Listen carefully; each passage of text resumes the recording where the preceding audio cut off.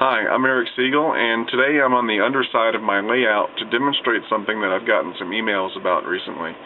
Let's say you've got a layout like mine where you've got trains that are using MTH's DCS digital system and Lionel's TMCC system, but you've also got some trains that are conventionally powered and you want to run those as well.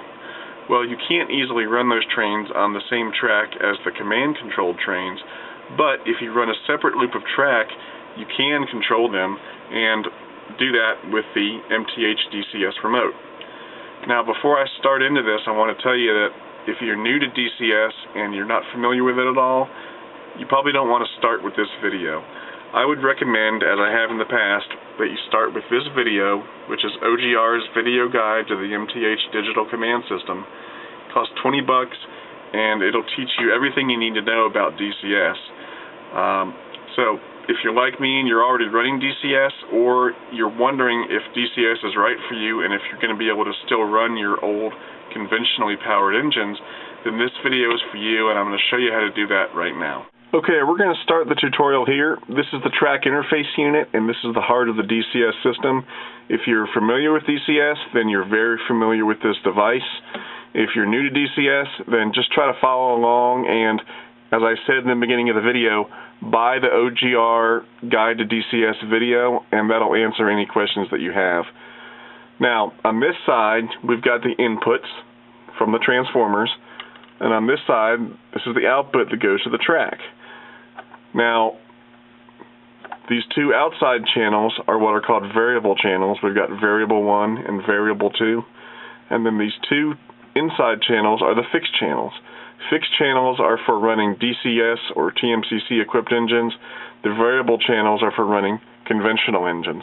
Now, it's possible to run all four as fixed, or if you want, you can run all four as variables, but this is the way it comes from the factory, 2 fixed and 2 variables. Now, in my case, I've got variable 1 set up as a fixed channel because I'm running DCS through it. So for this demonstration, I'm going to use variable 2 since I've still got that set as a variable channel.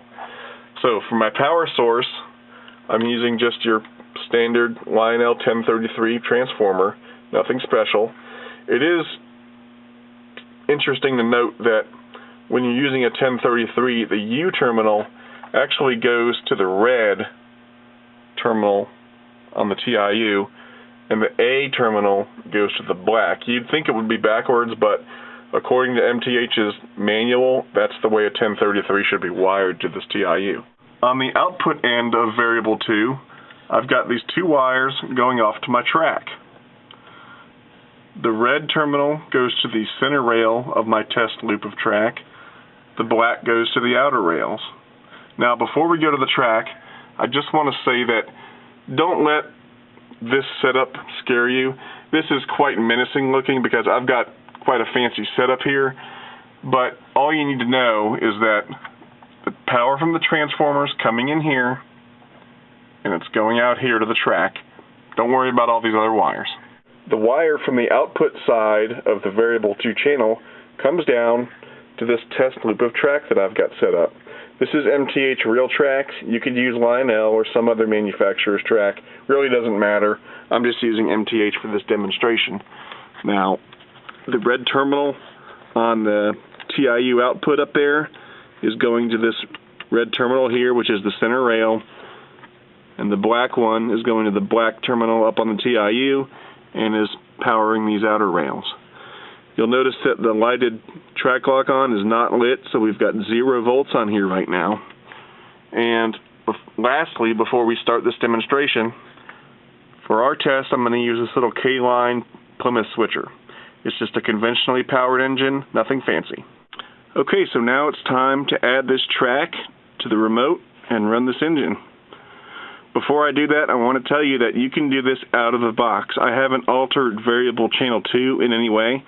So if you bought a TIU and a remote control, you could do this out of the box and it would work. First thing I'm going to do is power on the remote. Then I'm going to hit the track button over here. And I'm going to set up a track. So I'm going to go set up, add track, add TIU track, TIU1.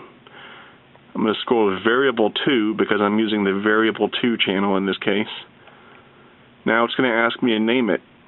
Just to be brief, I'm going to name this track A, B, C. And hit D for done. And that's it. The track has been added. So now if I hit the TR button, you'll see my ABC track there. So if I select it, you'll see it has 0 volts. The lighted lock-on is not lit. But if I scroll up, it starts at 5 volts. The engine starts moving. And I can just keep on scrolling up and give it more and more voltage, and the engine goes faster and faster.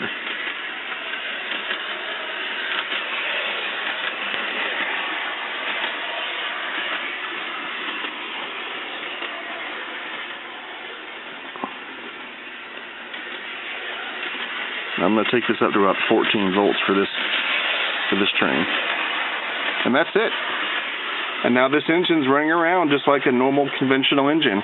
If I hit the red direction button, it stops the train, it cycles the reversing unit. If I hit it again, it goes backwards. Do it again, train's going forward again. And that's it.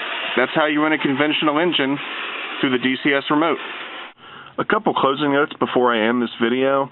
First of all, this little K-line switcher does not have a horn or a bell on it. If your engine does have a horn or a bell, the WH button right here will activate the horn or whistle, and the yellow bell button will activate the bell. It's that simple. Also, up here on the soft keys, you've got a variety of features to make life easier for you when you're running a conventional engine. I'm not going to go over all these because they're in the instruction book, but some of the highlights are FTL is a direction lock, which can come in handy.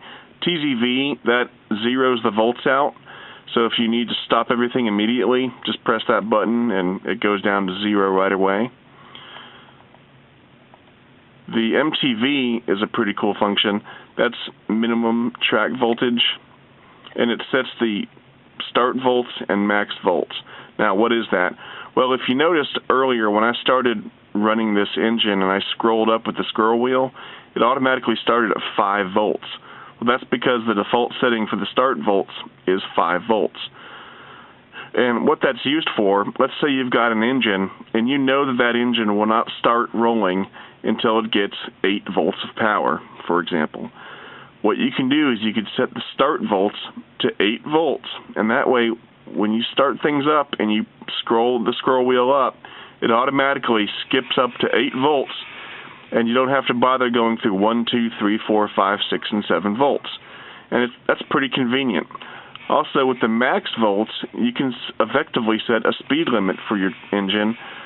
So let's say you don't want it to go over 16 or 17 volts, you could set the max volts to 16 volts, and you will not be able to apply more than 16 volts to the engine. So therefore, you've got a speed limit for your engine. So that's another convenience as well. So that about wraps it up for this tutorial. I'll see you next time.